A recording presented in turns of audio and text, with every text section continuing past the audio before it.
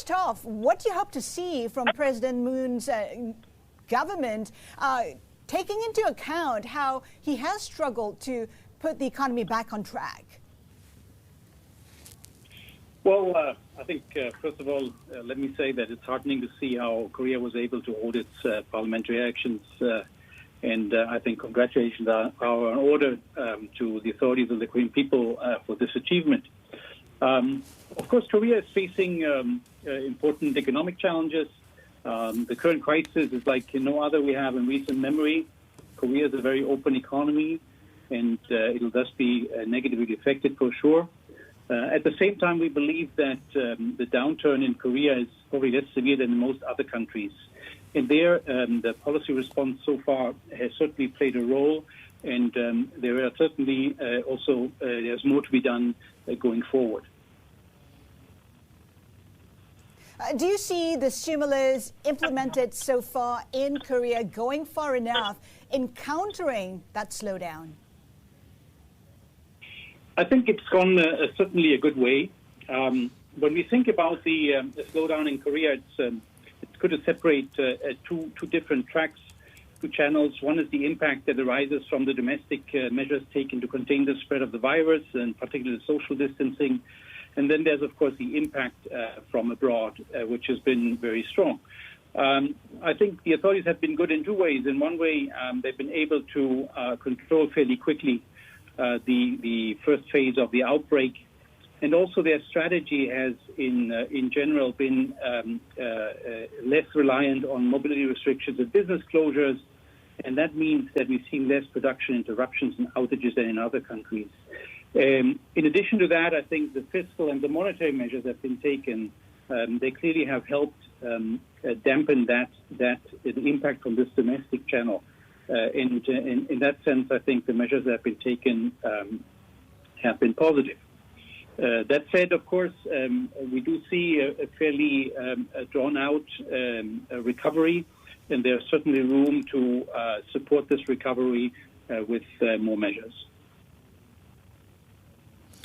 Absolutely, Andreas, and with President Moon now getting a thumping majority, it makes his political path that much easier. So what more does he need to do?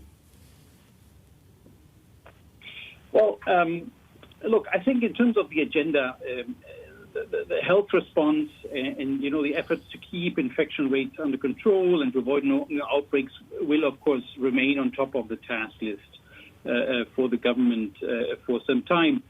And along with that, I think the efforts, have to continue to help households and firms withstand the temporary income and revenue shock that has come out of this, and avoid, insolvencies of firms and households that would create really more lasting economic scars.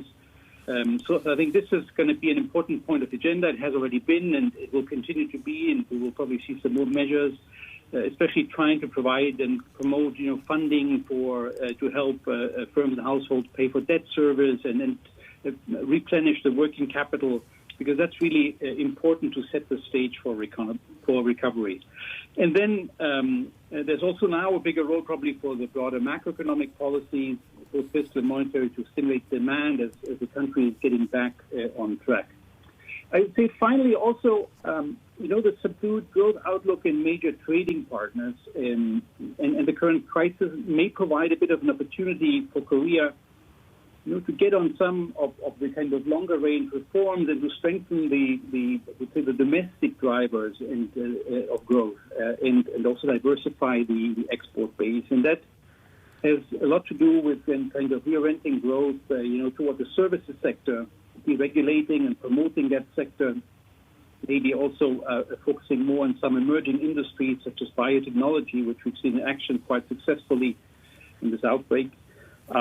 And more generally, maybe move the policy support that has traditionally been quite high in Korea for productive sectors, from protecting incumbents to stimulating firm entry and innovation, and kind of maybe step out of the way a little bit for the state. These I think, are reforms that could be tackled here, and that would help feed confidence, and that would also help increase the medium-term growth potential, which is important for Korea because, of course, the population is aging fast.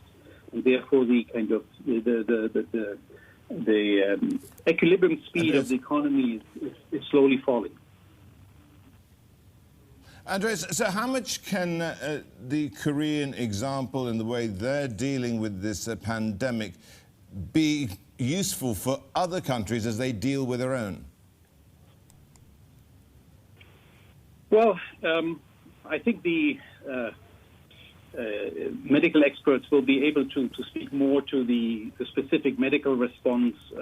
But clearly, I think the approach that Korea has used, which has relied a lot on testing, early isolation, contact tracing, using technology also, is something that might be interesting for other countries to look at, in part because it has allowed Korea to continue, keep businesses open to a larger extent.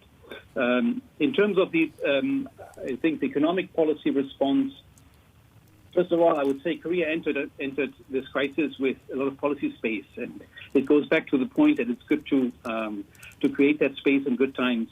So maybe that's one lesson also to take away going forward. But I think the approach that Korea has chosen, given the technology it has and the capacity it has to try to assist in a very targeted way vulnerable populations, different segments of the financial market, I think for some advanced economies that might also provide some pointers for policy intervention.